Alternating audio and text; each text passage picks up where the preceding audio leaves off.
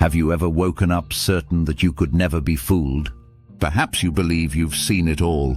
Spam emails, slick-talking strangers, too good to be true sweepstakes.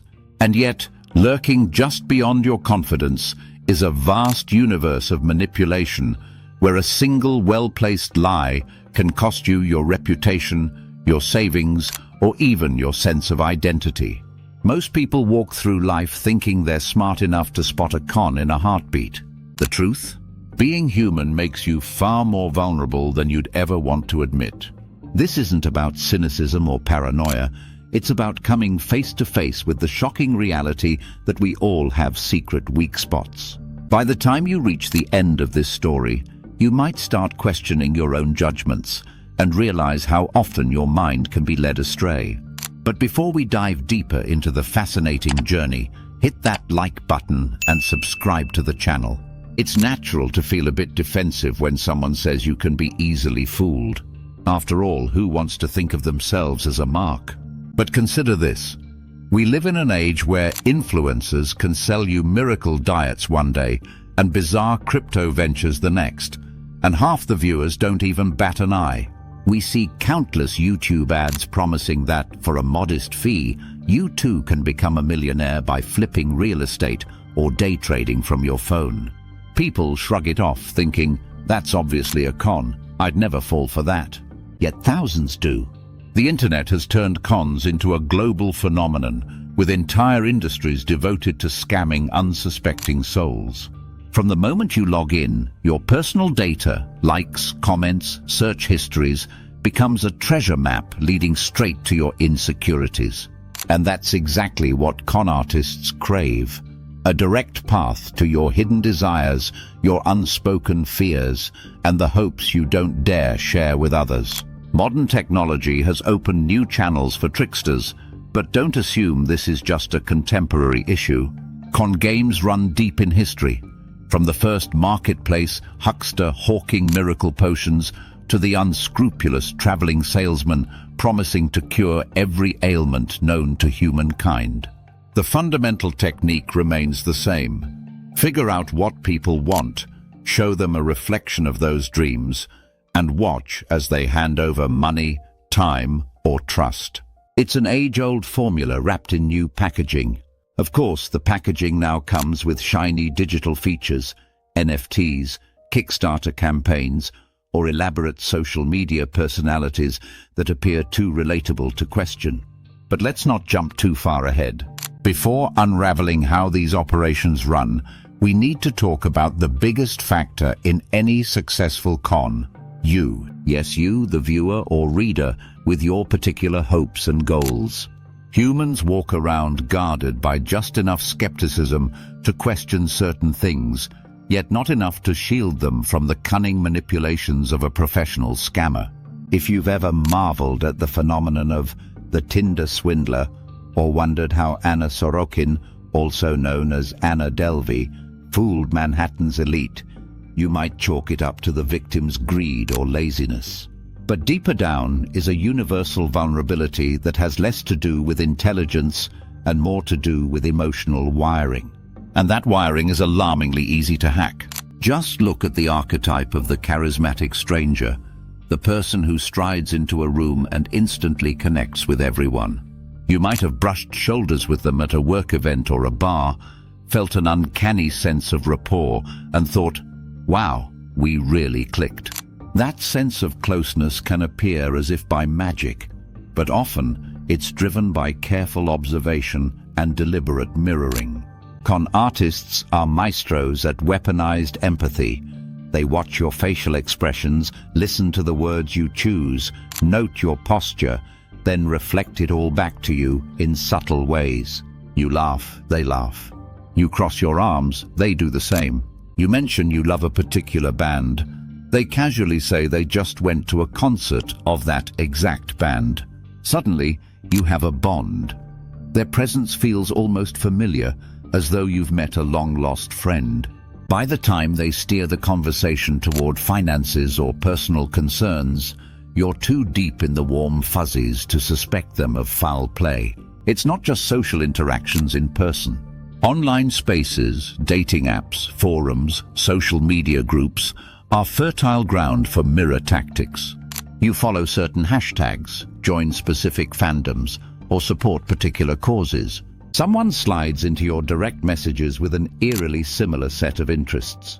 They reflect your worldview, cheer you on, and praise you for your uniqueness. You, in turn, open up more. You share personal stories, frustrations, or ambitions, inadvertently giving them a psychological blueprint. For them, this is pure gold. Maybe they pivot to a great opportunity they'd love to share, or they drop hints about a predicament they're in, a predicament your generosity or empathy can solve. It starts small. Maybe they ask if you can lend them a little money or volunteer your skills. Before you know it, you've poured far more into this relationship than you ever thought you would. This is where the classic foot-in-the-door phenomenon rears its head. It's a proven psychological principle that if someone convinces you to say yes to a tiny favor, you're far more likely to agree to bigger, more burdensome requests down the line. Cons exploit this perfectly. They may start by asking for something inconsequential, an email address, a quick review, a short phone call. Then they escalate. The request intensifies, but each new ask feels only marginally bigger than the last one, so you keep going. By the final stage, you're practically handing over private details or large sums of cash, and you won't even realize how you got there. The moment you do sense a red flag, you've already sunk too much into the relationship, financially, emotionally, or time-wise, to walk away without regrets. It's a sunk cost fallacy, and it traps not just a few unlucky individuals, but entire communities, families, and corporations. Consider the bizarre real-life stories of families that fell prey to gurus or spiritual leaders claiming to protect them from imaginary threats. In these cases, the manipulator identifies a shared belief or fear. It might be the dread of supernatural entities, shady organizations, or even invisible curses. They play upon that specific fear by offering an exclusive solution or protective service, something that nobody else in the world can provide but them. As the family invests more money and trust, the manipulator tightens their hold, insisting that to doubt them would invite disaster. Thus they reel everyone in deeper. Unsurprisingly, entire bank accounts are drained, properties are signed over, and the manipulator ends up controlling every aspect of the family's life. While it's easy to judge from the outside, the illusions are potent when you're standing too close to see beyond the emotional manipulation. But fear isn't the only motivator. Ego and vanity can be just as powerful. We all prefer to see ourselves as intelligent and discerning. When someone comes along and flatters our taste, praises our intellect, or admires our accomplishments, that vanity engine revs up. We tell ourselves, finally, someone who recognizes my true value. Little do we know, we're getting lured into a trap specifically designed to feed those insecurities or confirm the things we like to hear about ourselves. Some con artists pose as talent scouts, searching for the next big thing. They'll say you have that special spark, that intangible magnetism. All you need to do is pay a small administrative fee to sign with their agency, or cover some initial marketing costs to launch your brand. Because it's all about you, right? You're the star, the undiscovered genius. These illusions make it painfully easy for scammers to walk away with piles of cash before you realize you've been sold a fantasy. Think about how widely broadcast this dynamic became when Netflix's documentary about a certain Tinder swindler took social media by storm. Many viewers scoffed, "I'd never fall for that." Yet they conveniently forget how romantic illusions, combined with persuasive storytelling, can make anybody second-guess those alarm bells in their head. This is especially true when the con artist plays the part of someone wealthy, glamorous, or powerful. The victims in that scandal had reason to believe in the lavish lifestyle they were shown: private jets, luxurious dinners, expensive gifts. They got a taste of that dream, enough to rationalize away the fleeting discomfort whenever money requests surfaced. By the time the scammers' mask started to slip, their finances had already taken a devastating hit. So where does modern technology fit into all this? It's everywhere. Deepfake videos can show public figures endorsing products or spouting opinions they never had. AI chatbots on social media can mimic human conversation with increasing sophistication. Cybercriminals launch phishing emails that look indistinguishable from legitimate corporate memos. We have entire social platforms built on ephemeral content, stories and disappearing messages that vanish before you have a chance to examine them carefully. Even influencer-driven marketing can cross the line into con artistry when unscrupulous promoters hype up worthless or non-existent products.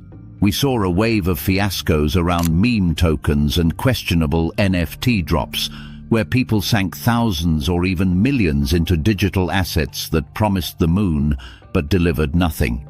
The psychological underpinnings remain the same. Feed the hype, offer exclusive access, and watch as people clamor to get in early, driven by fear of missing out and the dream of outsized rewards. You might be wondering, how do people keep falling for it? The key lies in a concept known as cognitive dissonance. Once you've made a commitment, publicly, privately, or financially, your brain works overtime to justify that decision. It's like a mental trick to reduce psychological tension. You start telling yourself, this opportunity can't be fake, because that would mean I made a foolish mistake. The more evidence piles up against the con, the harder you cling to your belief. You tweak your perspective, explain away warning signs, and sometimes even lash out at those who suggest you're being misled. Cults show this phenomenon on a grand scale. When a cult's doomsday prophecy fails to materialize, members often explain it as a spiritual victory.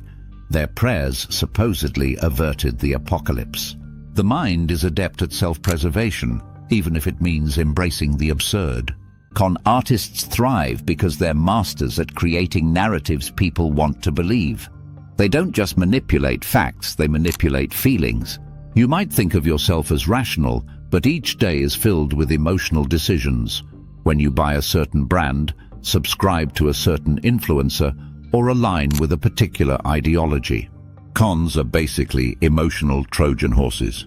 They appear to validate your worldview or your personal sense of identity, then slip in their own manipulative requests when your guard is down. Before you know it, you've co-signed an offer that, under any other circumstance, would make you laugh out loud.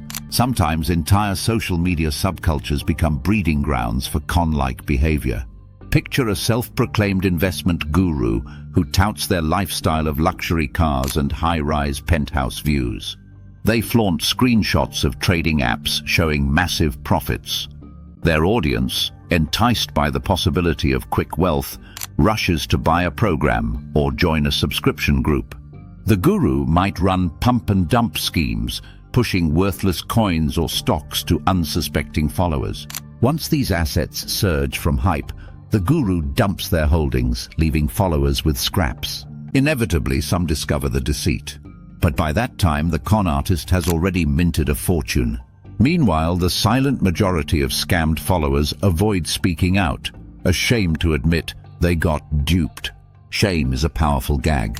It keeps the cycle running because no one wants to be labeled as gullible. Shame is also what keeps historical cons alive in the cultural memory as cautionary tales rather than active cautionary guides.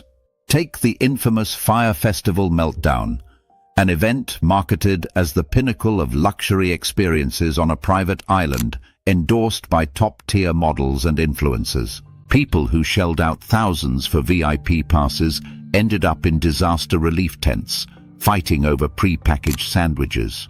Lawsuits followed, and the founder ended up facing legal issues. Yet even in the aftermath, many of the festival goers were too embarrassed to detail just how much they spent. Another recent fiasco involved high-profile charity streams that turned out to be funnels for personal gain. Once donors realized that only a fraction of their contributions actually went to the stated cause, they felt humiliated. Yet not everyone came forward with their stories. People often bury these experiences, giving future scammers a fresh population of unprepared victims. In an age of advanced technology, these illusions can get even trickier. Imagine receiving a personalized phone call that uses an AI-cloned version of your friend's voice, urgently asking for help with an emergency. It's happening already. Or a text message appearing to be from your co-worker, urging you to click a link about some office crisis. That link, of course, harvests your data. As long as con artists find ways to replicate what you trust, whether that's a face, a voice, or a brand aesthetic, they'll keep pulling victims in. We're well past the era of cartoonish spam emails that are easily ignored. Modern scams can look so professional that even a seasoned corporate attorney might pause and think, this might be legitimate. What's more terrifying is how easily scammers adapt. As soon as people catch on to one trick, they pivot to another. Romance scams shift from dating sites to social media platforms to professional networking apps, each time refining their pitch. Ponzi schemes evolve into sophisticated hedge funds or crypto lending programs.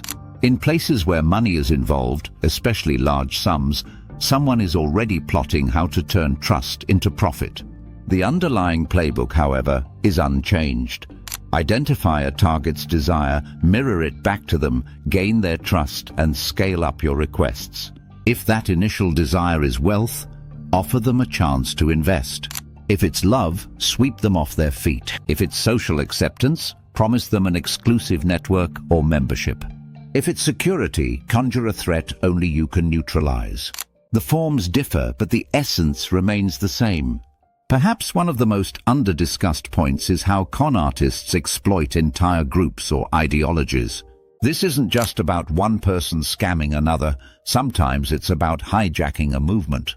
We've seen instances where a charismatic figure claims to champion a righteous cause, say environmental advocacy or social justice, and they gather a loyal following. Members contribute money, volunteer their time, and even recruit more believers. But behind the scenes, the leader siphons funds for personal use or engages in questionable alliances. By the time the group wakes up, the betrayal has already happened. Credibility is destroyed, and the true victims are not just individuals, but entire communities that poured their hopes, reputations, and resources into what they thought was a noble mission. But let's pivot to the question on everyone's mind. How do we protect ourselves in such a world? The first step is acknowledging that no one is immune. The moment you feel too savvy to be conned is the moment you become the perfect target. Staying vigilant means understanding your own triggers. Is it a craving for success, or perhaps an urgent fear of missing out? Do you long for validation or love to the point that a sweet talker can waltz into your wallet? Are you the type to trust authority figures without question? Or do you assume a friend of a friend must be trustworthy? Take an honest inventory. Recognize your vulnerabilities before someone else does. The second step is practicing healthy skepticism. This doesn't mean being cold or closed off. It means verifying before trusting. If something feels rushed, if the stakes seem extremely high, or if the opportunity is pitched as a once-in-a-lifetime chance that demands immediate action, pause and take a breath. Real opportunities rarely come with frantic urgency. Con artists rely on panic and excitement, two emotional states that lower critical thinking. When pressed for quick decisions, ask yourself why. Legitimate deals are usually transparent and can withstand some basic scrutiny. Another useful measure is to discuss major decisions with someone you trust. And by trust, we mean someone who won't just nod and agree with you, but will ask tough questions. Sometimes, an outside perspective can cut through the swirl of emotions and illusions that a scam creates. If a friend, family member, or colleague raises concerns, avoid letting your ego jump to your defense. Instead, weigh their feedback carefully. Con artists rely on isolating you, emotionally or socially, so you won't get that reality check. The more you isolate yourself in the face of a big decision, the more they have you right where they want you. Also, pay attention to small inconsistencies. Remember that cons often have meticulously crafted stories, but slip-ups do happen. Maybe their timeline doesn't match up, or the credentials they boast can't be verified by a quick online search. Perhaps they claim a certain job or achievement, yet their details keep changing. If you catch them lying about something trivial, don't dismiss it as a harmless mistake. It's a strong indicator that you're dealing with a seasoned manipulator. Repeated excuses or weirdly vague answers to direct questions should raise your alert level. This leads to another point. Remain open to the possibility that you could be fooled at any time. The second you adopt that posture, you become a tougher mark. You don't necessarily suspect everyone you meet of being a scammer, but you keep your antennae tuned for signs of trouble. You can still enjoy new relationships, exciting opportunities, and technological innovations. Just do it with a dash of healthy wariness. Ask yourself, does this person want something from me that doesn't line up with what they're offering? Are they praising me a little too lavishly, or appealing to a deep fear I have? That extra second of critical thought might be what saves you from an elaborate con. Modern controversies offer fresh reminders of how easily entire industries can succumb to illusions. The meltdown of certain crypto exchanges left thousands of people scrambling to withdraw funds that were never truly there. Influencers who once showcased private jets and sports cars on social media now face questions about the reality behind their curated images. In the gaming world, pay-to-win schemes and loot boxes can act as micro-cons, nudging players to spend money on ephemeral rewards. The pattern remains consistent, luring you in with promises of status, advantage, or exclusive perks, only to leave you with buyer's remorse when the truth comes out. These modern twists just confirm what many psychologists have known for decades. The same emotional levers keep working, no matter how advanced our technology becomes. Sometimes the final blow to a con is delivered not by law enforcement, but by the victim's own moment of clarity, when they can no longer ignore the contradictions. Yet, what often keeps them silent afterward is the very human fear of public embarrassment. People will do almost anything to avoid the label gullible. Scammers know this and rely on your reluctance to come forward. By the time your story could help others avoid the same trap, the damage is done, and your pride might keep you from warning the public. Then the cycle repeats. The next wave of victims steps into the arena, blissfully unaware of the danger that snared countless individuals before them. If all of this sounds a bit grim, that's because it is. But there's a silver lining. The more people share their experiences, whether it's a small scam they escaped or a major catastrophe that cost them dearly, the more we collectively learn. Even those who consider themselves too clever for cons can benefit from real-world cautionary tales. If a friend of yours reveals how they lost money in an online romance scheme, resist the urge to judge them. Instead, understand that it could have been you under slightly different circumstances. Support them in reporting it, spreading awareness, and making sure fewer people fall prey to the same method. It's also worth noting that con artistry thrives in secrecy, and it unravels under broad sunlight. When a news outlet or documentary team exposes a well-known scheme, public awareness spikes, and the con usually collapses. That's why transparency is the ultimate enemy of scammers. They bank on your silence, your shame, and your disbelief. It's not enough to be quietly skeptical. Sometimes you have to speak up. Whether you're part of a professional network, an online forum, or a local community, your story might save someone else a world of hurt. Conversely, if you do see the red flags early enough, you might be able to shut the scammer down before they victimize others. By now you might be thinking, all right, so how do I truly guard myself against all this? Start by becoming intimately familiar with your own vulnerabilities. If you know you crave acceptance, watch out when someone showers you with it too eagerly.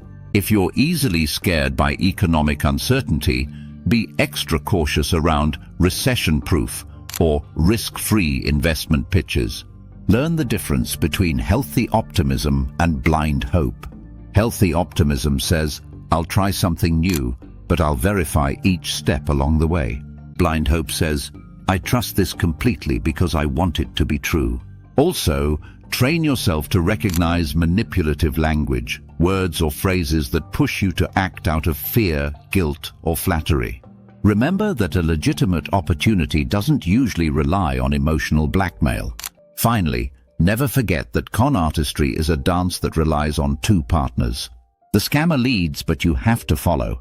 If you sense the music's off, step away. Don't worry about hurting someone's feelings or appearing rude. Genuine people will understand your caution. Scammers will try to rush you past it. That's your final clue. They may spin a tale of urgency or try to make you feel bad for hesitating. A legitimate deal or relationship can handle a bit of scrutiny. Someone who respects you won't mind clarifying the details or giving you the space to think. The conclusion is both liberating and unsettling. Everyone has a weak spot, and the more you know about it, the better you can defend yourself. Human nature isn't going to change overnight. We will always have that spark of trust, the hope for something better, and the inclination to see ourselves in a flattering light. Con artists will keep exploiting these traits as long as they exist. Yet your awareness can be a potent shield. When you accept that you're not immune, when you stay curious, ask questions, and embrace occasional doubt, you shift from being a prime target to a more self-aware individual. So if there's one takeaway from this entire deep dive, let it be this: skepticism isn't negativity. It's the anchor that keeps you from drifting into illusions. It's the boundary that ensures your trust must be earned, not seized by manipulative tactics. And while no one can promise you'll never be fooled, you can significantly lower the odds by knowing exactly how the game is played. Keep your eyes open, stay humble about your susceptibility, and encourage those around you to do the same. Because in a world where illusions can be spun in an instant, where a tweet, a video clip, or a digital avatar can fool millions, it's not just about being clever, it's about staying vigilant. The next time someone tells you they have the secret key to your dreams, pause and consider that you already hold the real key to protecting yourself. A willingness to challenge whatever seems a little too perfect. And that, perhaps, is the best safeguard against the endless parade of modern cons that continue to shock, surprise, and devastate the unwary. Conclusion. In the end, the art of the con hinges on a simple truth. No one can deceive you quite as effectively as you can deceive yourself. You might think you're immune, but you're not. Every single human has that soft underbelly of wishful thinking, fear, ego, or longing for connection. Con artists read that script like it's written in neon lights. They don't have to outsmart you, they just have to make you believe they understand you. With charm, mirroring, and carefully orchestrated illusions, they tap into your private vulnerabilities. It's up to you to recognize the signs, to question your blind spots, and to stay open to the reality that manipulation is a universal risk. The next time you sense that tingling rush of excitement or the flicker of dread, ask yourself, who's really controlling the narrative? Because while trust can be a beautiful thing, blind trust can become your undoing. Stay curious, stay cautious, and never forget, the easiest person to fool is often the one who's most certain they can't be fooled at all.